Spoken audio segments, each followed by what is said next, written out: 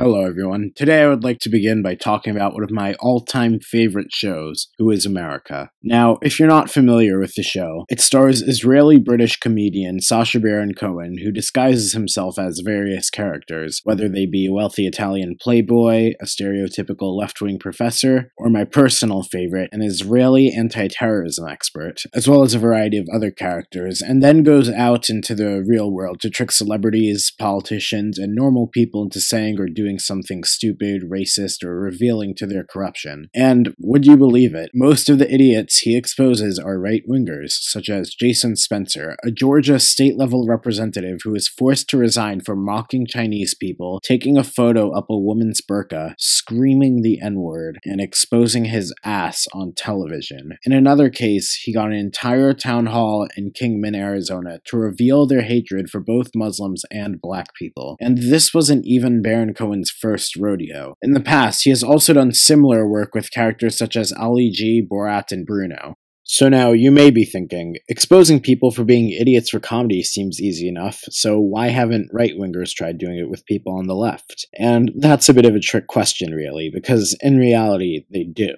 It's just that, right-wingers aren't funny. Instead of targeting high-profile people or actual scumbags, they go after college students. If you spend a lot of time on YouTube, and particularly on right-wing YouTube, you'll probably see at least some videos of conservatives going onto college campuses asking questions and managing to find a few people who don't entirely know how to answer or who act surprised when they reveal some new information, or perhaps they go and say something to see how students will react, or they will even show up well-equipped for a spontaneous debate that the students had no time to prepare for, and, that type of stuff. And inevitably, when a few students slip up because they don't know entirely what they're talking about, it's haha, stupid liberals, universities are evil communist institutions, all that jazz. But anyway, I would like to point to a few examples. Firstly, we have this video posted by PragerU titled, How American Students React to the US Flag versus the ISIS Flag. Now, I will link this video in the description, and I highly encourage you to go watch it so you can see I'm not misrepresenting it. So, in summary, Ami Horowitz goes into the middle of UC Berkeley campus, waves an American flag, shouts about how America is the greatest country in the world, and is perfect in every way, and is fighting for freedom all over the world, and tends to get in people's faces a little bit in the process.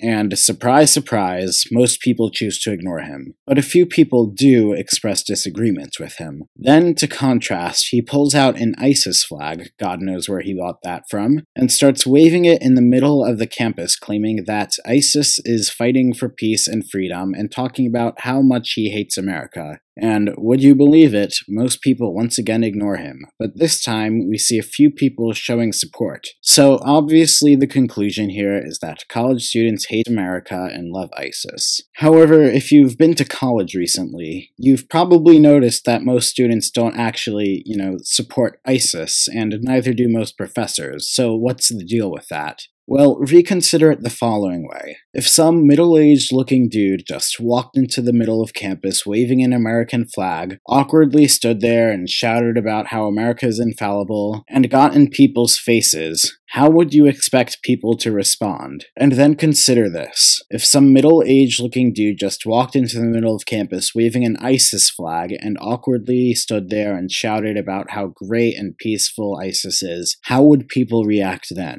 When you think about it like that, it's pretty obvious. This dude clearly isn't some regular on campus who decided it would be a lovely day to stand outside and wave a flag. He's very obviously some sort of shitty provocateur. If some provocateur starts chanting America's perfect in the middle of campus, you'd expect people to either ignore it or tell him to, fuck off, and some people would naturally say that our country has a lot of issues because this may come as a shock, but our country has a lot of issues. And of course there was that one anti-Semitic guy in the video who commented on the Star of David who probably deserves to be reported to the university, but other than that, everything seems to be in line with that prediction. And then, what about the ISIS flag? Who the fuck would want to go over and interact with some asshole waving an ISIS flag? Again, it's either a provocateur or someone who is just batshit crazy. And of course, there will be some edgy people who think it's funny to either fuck around with them or get in on the joke, so they're going to say stuff like, yeah, go ISIS, and I could honestly picture a slightly younger version of myself doing that to be funny.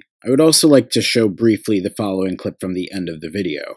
After spending several hours waving my ISIS flag, shouting pro-ISIS, anti-American rhetoric, a sum total of 1 person was upset by it. Okay, so he admitted that there was one person during the ISIS portion of the video that was upset by the flag.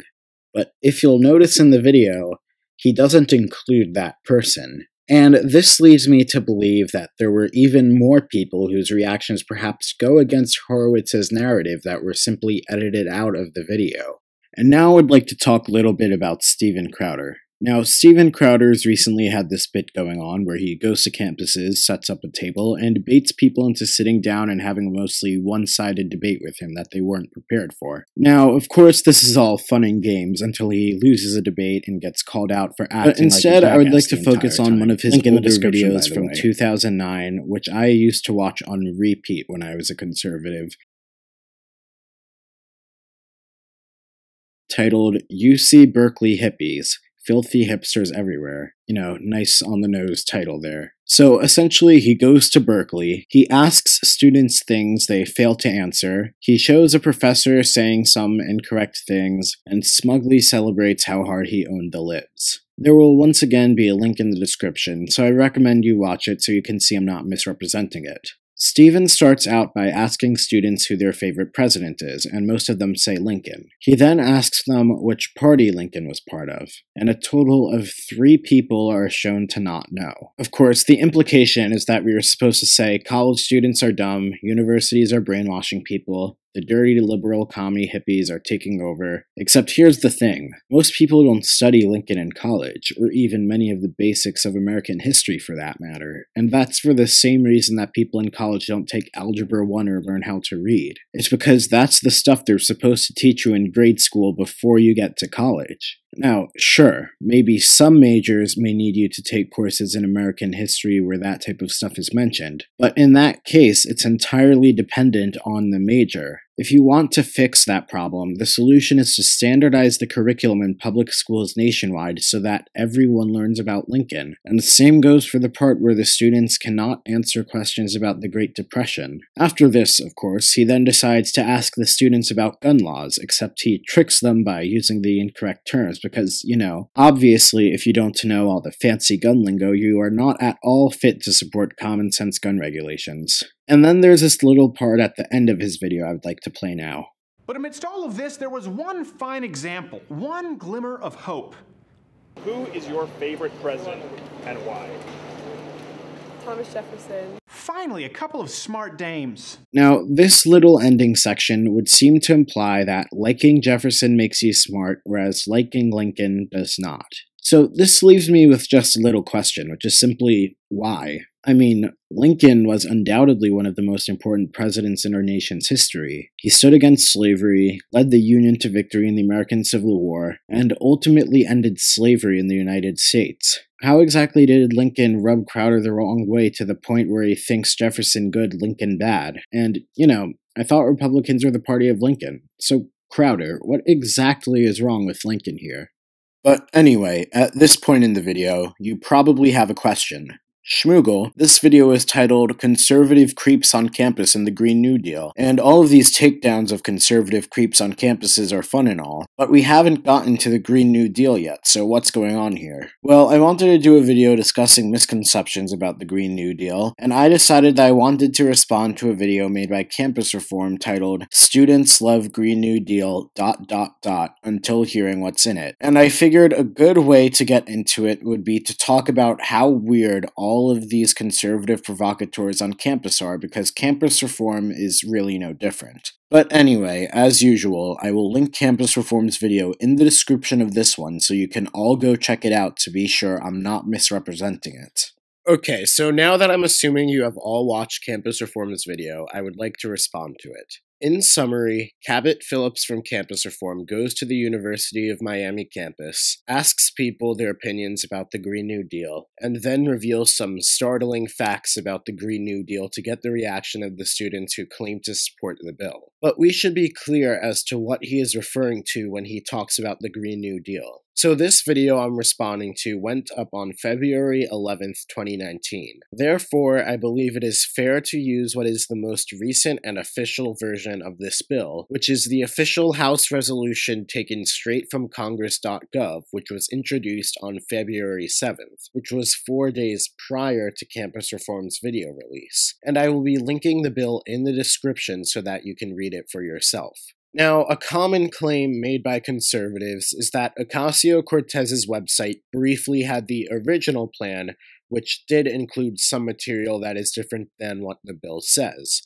And I want you to keep that in mind. But since that has been long deleted and the bill, which was already out at the time, is what will ultimately have an effect, I think it's fair to say that only the bill itself really matters. Now, it's also possible that this was all filmed before the 7th and he took more than 4 days to edit the entire thing and post it. But I'm not entirely convinced that this is the case because this isn't just some solo YouTuber making a video doing all the work himself and then taking time to carefully go through and fact-check and edit his own work. This is Campus Reform, a conservative news site operated by the Leadership Institute with many different people working for the company and the YouTube channel spitting out multiple videos a day. Therefore, I believe it is safe to assume that this video took less than 4 days to edit. Although, even if I put that assumption aside, I will also expect that it was fact-checked by a team before uploading so that Campus Reform would not put out incorrect information. Now that all of that has been established, let's dive right into this one. The number one trending thing on social media yesterday was her Green New Deal. It's a plan to combat climate change. It was already endorsed by multiple Democrat frontrunners for president in 2020. Yeah. Based on what you've heard of the plan, would you say you view it favorably or unfavorably? I view it favorably. I think that we need to cut our reliance on fossil fuels. It's definitely a great idea. I like that it's progressive. I like that it is going to push the world forward in the way we need to be. I would say it's a favorable act. Just from knowing who's endorsed it and just some little things, it sounds great. I think it'd be great for us. I think if we didn't do that, then we're going to be killing ourselves basically. Got it. So we need to take care of ourselves. I think it's very important to support that. Anything that would reduce our dependence on fossil fuels is really important. I definitely support this movement. Now, this is a little nitpick, but I can't help but notice that a lot of the people he shows sound like they have a bit more to say before he cuts them off. Now, obviously it's a montage, so it's hard to say, but I just thought I would point that out. This movement. Some of the things in the plan I want to get your opinion on. So the plan says within 10 years, we're going to completely outlaw coal, natural gas, and oil. So gasoline, anything like that in 10 years. I don't agree with that. To be honest with you, I think we need those things to live. I do not think it is feasible in 10 years. I don't think that that would be something that would be able to be done in such a short amount of time. I think 10 years is a little extreme because I feel like there's such a big global market and economic impact of oil businesses, albeit it might not be good for the environment, but you can't deny there's a big economic impact to these companies. What's your thought on that? Sounds like a reach, honestly. Do you think that's feasible? No. Alright, so his claim here is Part 1 of the bill says that they will ban all coal, oil, and gas in 10 years' time. Now, I would like to note that the individual parts of the bill are not actually labeled with numbers. Specific statements and goals within each part are, but not the parts of the bill themselves. Basically, what I'm trying to say here is that there is no official Part 1 of the bill. But anyway, let's look at the first part of the bill and see what it says. Whereas the October 2018 report entitled Special Report on Global Warming of 1.5 degrees Celsius by the Intergovernmental Panel on Climate Change in the November 2018 Fourth National Climate Assessment and the November 2018 Fourth National Climate Assessment Report found that 1. Human activity is the dominant cause of observed climate change over the past century. 2. A changing climate is causing sea levels to rise and an increase in wildfires, severe storms, droughts, and other extreme weather events that threaten human life, healthy communities, and critical infrastructure. 3. global warming at or above 2 degrees Celsius beyond pre-industrialized levels will cause A. Mass migration from the regions most affected by climate change, B. More than $500 billion in lost annual economic output in the United States by the year 2100, C. Wildfires that by 2050 will annually burn at least twice as much forest area in the western United States than was typically burned by wildfires in the years preceding 2019. D. A loss of more than 99% of all coral reefs on Earth. E. More than 350 million more people to be exposed globally to deadly heat stress by 2050. And F. A risk of damage to $1 trillion of public infrastructure and coastal real estate in the United States. And now here's the section that perhaps he was referencing. 4. Global temperatures must be kept below 1.5 degrees Celsius above pre-industrialized levels to avoid the most severe impacts of a changing climate, which will require A. Global reductions in greenhouse gas emissions from human sources of 40 to 60% from 2010 levels by 2030, and B. Net zero global emissions by 2050. Now, does any of this say that fossil fuels will be banned in 10 years' time? No. It creates a goal for a global reduction of carbon emissions by 2030 and net zero global emissions by 2050, which, when you do the math, is actually quite a bit more than 10 years away from when I'm making this video in 2019. And again, this statement obviously doesn't have direct legislative power over our country because this is a bill passed by Congress pertaining to global action, which means the only thing this can be is a goal, not a specific iron fist ban on all fossil fuels in the United States. Now, of course, there is more to the bill than that, so I would like to discuss a few other things that Phillips may be referring to. Here it says resolved, that it is the sense of the House of Representatives that 1. It is the duty of the federal government to create a Green New Deal, A. To achieve net zero greenhouse gas emissions through a fair and just transition for all communities and workers. Now, this part also refers to wanting to achieve net zero greenhouse gas emissions, but this again does not say, let's ban all fossil fuels in 2029 or 2030. It should be noted that not only is there no mention of a ban, but also no specific dates given, and the word achieve in there seems to imply, again, that this is a goal and not a strict policy. Now, here it does say, 2. The goals described in subparagraphs A through E of paragraph 1, referred to in this resolution as the Green New Deal goals, should be accomplished through a 10-year national mobilization, referred to in this resolution as the Green New Deal mobilization, that will require the following goals and projects. So here we do get a time limit, but it still does not say ban all fossil fuels in 10 years. It says that we should plan to accomplish these goals through a 10-year national mobilization. Now, under the part of the bill I just read, we have the following. B. Repairing and upgrading the infrastructure in the United States, including 1. By eliminating pollution and greenhouse gas emissions as much as technologically feasible. This again talks about eliminating pollution and greenhouse gases, but it specifically says as much as technologically feasible. It doesn't call for an absolute ban.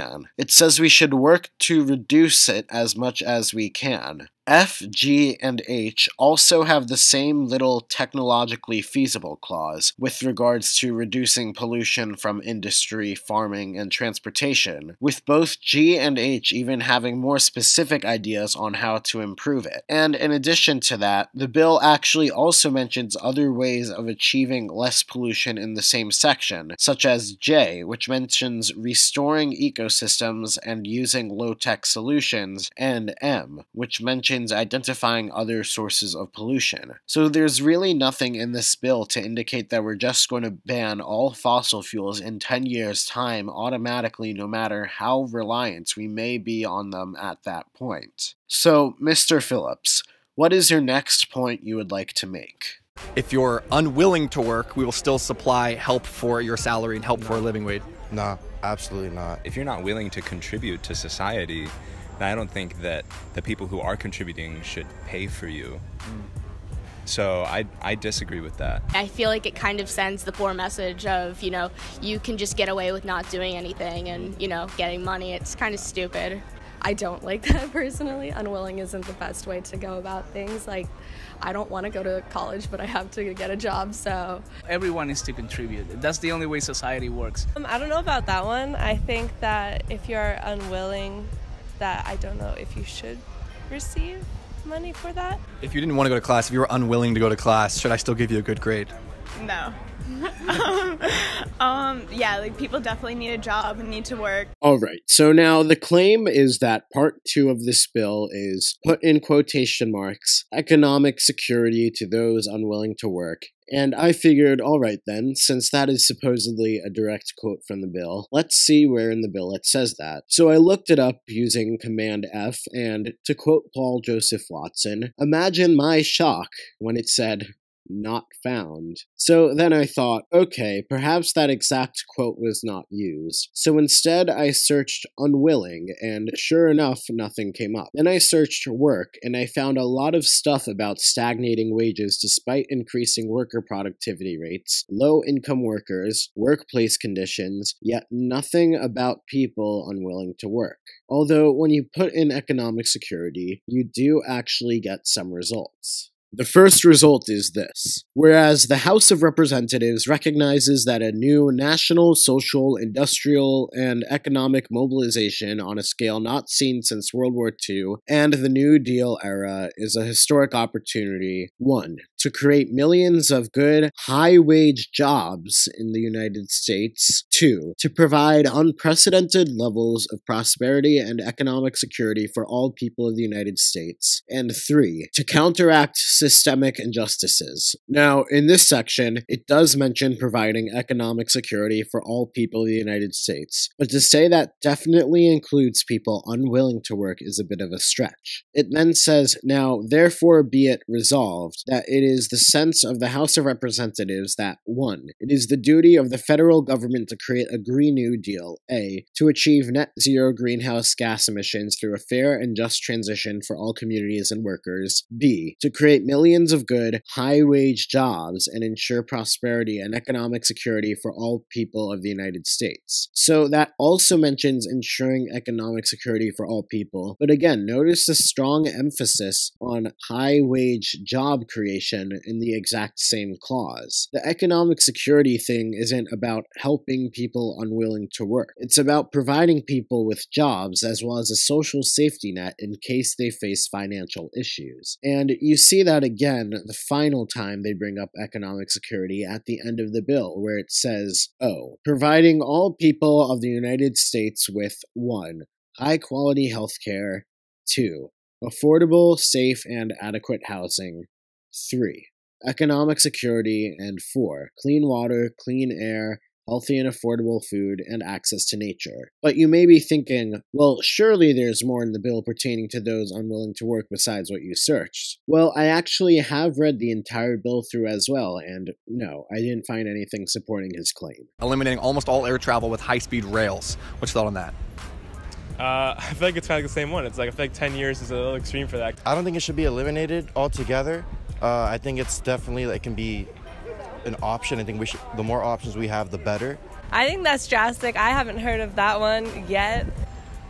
Yeah, I can't see that happening either, honestly. We've come so far to get to this point where we are right now with using these resources, and to say, we have to get rid of it in 10 years seems a little too much to me. Okay, so apparently part 3 of the Green New Deal supposedly says that all air travel will be replaced with high-speed rail. But let's not take Cabot's word for it. Let's look at the source. Surprisingly, well, not really that surprisingly, there are no mentions of airplanes or air travel in the entire bill. I'm starting to notice a pattern with this video. But anyway, there are really only 2 places in the bill that directly pertain to transportation.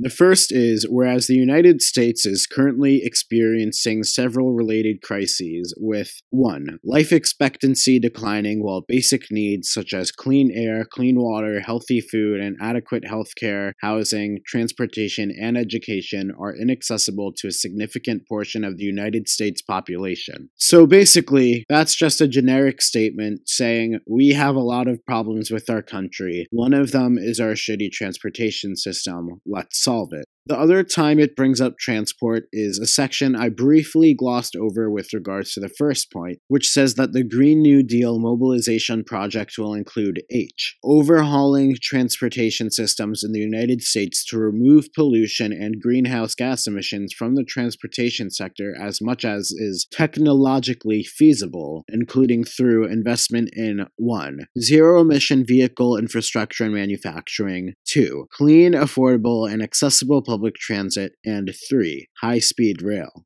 Now, it says it wants to reduce emissions as much as technologically feasible, and since it is not technologically feasible to replace all airplanes with the green alternative that is equally as effective, that would imply that airplanes are here to stay. However, what the Green New Deal does say is that we are going to build new high-speed rails. You know how Trump complained about China beating us during the campaign? Well, as it turns out, one of those things that China, as well as most of the developed world for that matter, is beating us at is high-speed rail. Our rail system is way behind many other countries and is in need of serious overhaul. Yes. High-speed rail may decrease the demand for plane tickets, especially for relatively small domestic flights, but the bill does not actually call for any sort of abolition of air travel. So that all basically summarizes his video, but what does that mean? If we go off the assumption I made earlier that he filmed this after the bill was officially released, Cabot Phillips just misinformed or even lied to a bunch of college students in order to get the specific reactions he wanted. But now let's say that my assumption was untrue. Regardless, Campus Reform still posted a video that was based on premises that are now entirely incorrect simply because it supported their narrative that college students will just blindly support stupid things, college campuses are run by liberals, and the Green New Deal is stupid. Like, sure, they lied to their viewers, but it was in the name of owning the libs, I guess. Now, of course, as I have previously mentioned, a common claim is that despite what the actual bill says, there was supposedly a post on Ocasio-Cortez's website outlining a former version of the plan that had been deleted, and that plan supposedly did have those 3 provisions that Campus Reform claimed it did. Now, this would still make Campus Reform dishonest, because as previously stated, that version was only up briefly and was already deleted, and what matters is what the bill says, since that is what would be implemented. And the old version, again, had already been scrapped and would not have any legislative effect. This video is really just spreading misinformation because it was already untrue for days prior to it being uploaded to YouTube. Therefore, Campus Reform is lying to their audience about the Green New Deal. So I've critiqued Campus Reform's video pretty thoroughly, but before I conclude this video, I would like to discuss one more thing, and this pretty much ties it up to what I was discussing earlier in the video when I was talking more generally about conservatives on campus, and I want to make this point by looking at some of the comments on these videos together. Here's a pretty recent one on Campus Reform's video. You can clearly see the dumbness in their liberal eyes. Bless them. Has anyone told these meatheads that it is going to cost them all each $1,879 extra a year and every year after? Nope. Did not think so. Ops. Leave that for King Libtard himself to break that bad news. Let Trudeau tell the people, and I hope he gets lynched. Nice, unironic use of the word libtard there. Young liberals. Scary that their vote counts the same as mine, ... They also want cows to stop farting, which is, again, another untrue common claim about the Green New Deal. AOC equals Apocalypse of Civilization. The scary part of this one is that 459 people saw this comment and they're like, you know what, I agree with this. Here's one on Steven Crowder's video. What caused the Great Depression? I don't know, fat shaming and stuff? 21st century academia, everybody. Here's another one with an alarming number of likes. I can get a better education from YouTube than from a formal college. Too bad employers require you to be subjected to college in order to get a job. And now back to PragerU's video. I hate college kids. They are spoiled and snobby brats that think they know everything. It's like Winston Churchill once said, if you are under 25 and not a liberal, you have no heart. If you are 35 and not conservative, you have no brain. Such a true statement.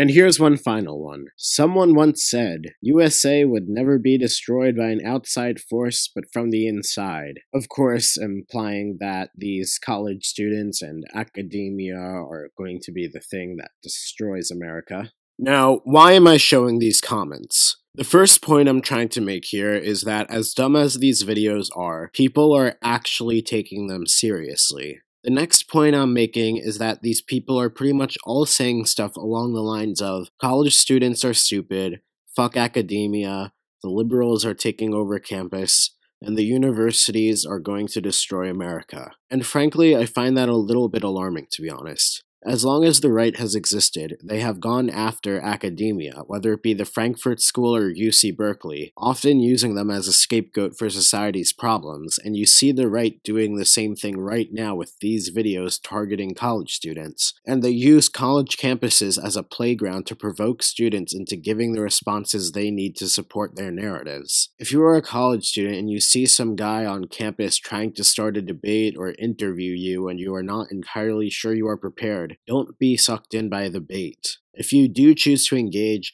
make sure you know exactly what they are talking about and what you are talking about. Be prepared to question certain premises that the conservative provocateur lays out. If they are sticking to a certain format, don't let them follow it. Keep a calm tone and don't get overly emotional, or else they'll use you as an example of a typical college SJW. And the most important thing to do to prepare yourself if you ever do decide to engage with one of these provocateurs is to learn what they and people on their side actually believe and learn how to refute it. And at the end of the day, if you really are not sure if you are up to the challenge of engaging with these people, just walk away. Don't let them use you for their narrative. Thanks for watching. If you enjoyed this video, please be sure to like and subscribe, hit the bell to receive notifications, and please let me know if there is anything you would like me to review next.